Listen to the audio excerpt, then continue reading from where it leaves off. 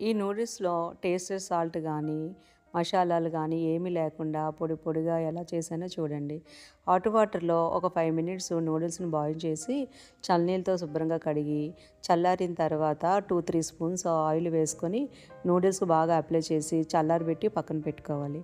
Next పాన్‌లోని నేను egg use చేస్తున్నాను కాబట్టి, ఎగ్‌ని లైట్‌గా ఫ్రై చేసి తీసుకొని, కొంచెం ఒక 2 స్పూన్స్ ఆయిల్ వేసుకొని, నేను ఆనియను, క్యారెట్, క్యాబేజీ యూస్ చేస్తున్నాను. మీకు కావాల్సిన వెజిటబుల్స్ మీరు యూస్ చేసుకోవచ్చు.